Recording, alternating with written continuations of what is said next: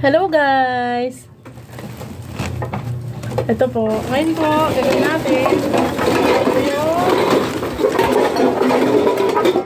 inihipon ko. Inihipon ko po mga lata. Ito po, mga ganyan. Inihipon ko po kasi yung mga latang ganyan. Kasi 5 piso yung kilo. Sayang po kasi sa itapon. Kapakinabangan. Ang gagawin ko po ngayon, ayan po, pitpitin natin ngayon to. Kasi benta natin.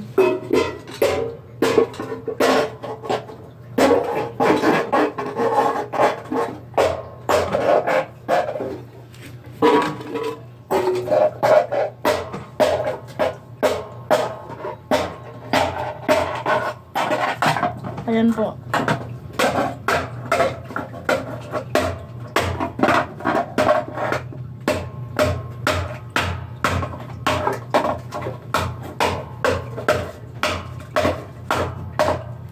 Siguro naipon kong mga lata, siguro nasa mahigit 10 kilo na to, o 15. Sa loob po to ng 2 linggo, 3 linggo, ganon. Ayan po, iniipon ko yan. Para ipakikilo po natin.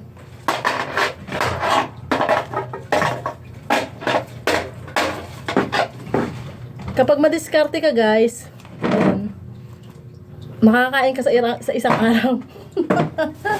Ayan po. Sayang to eh. O, magkano po yun? Sa 5 piso. 5 piso po ang kilo. Sa 10 kilo, may 150 ka na. Sayang yun. 150 guys. Yung mga bote pa, mga karton, yung mga box ko, iniipon ko rin yun. Minsan umaabot, nasa 50 kilos. 50 kilos yun. Magkano rin yun?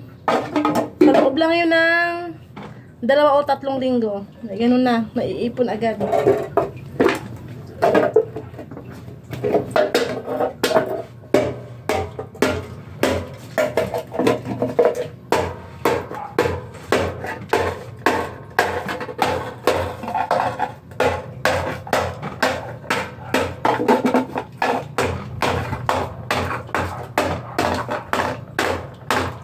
Ganun guys, para hindi malaking, dadalhin ko mamaya sa junk shop.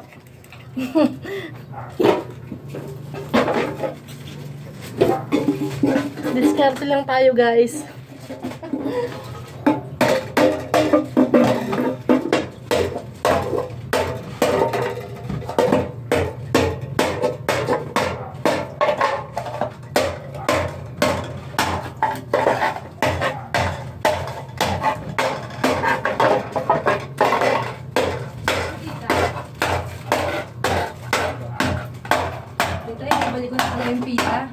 Kaya pala siya nagbigay ng 50, nagpapabili pala siya ng, papabili pala siya ng Century.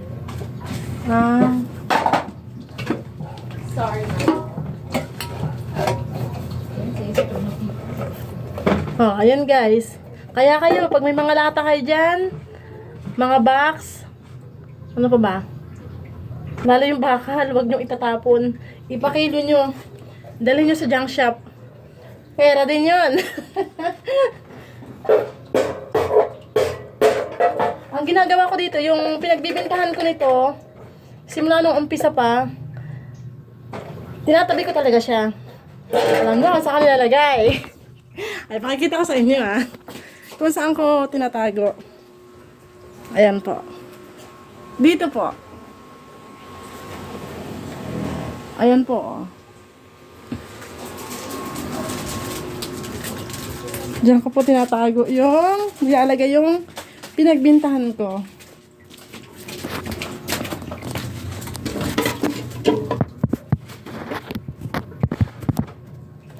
Kaya dapat guys, marunong tayo sa buhay. Lalo na pag may mga anak na tayo. Diskarte lang sa buhay.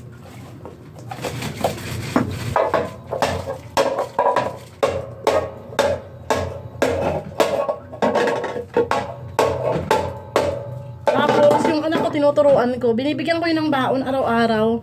Yung natitira niyang pera, nilalagay niya sa alkansya niya. Turuan natin sila habang maaga pa na magtipid, mag-ipon. Ayan. Bye-bye guys!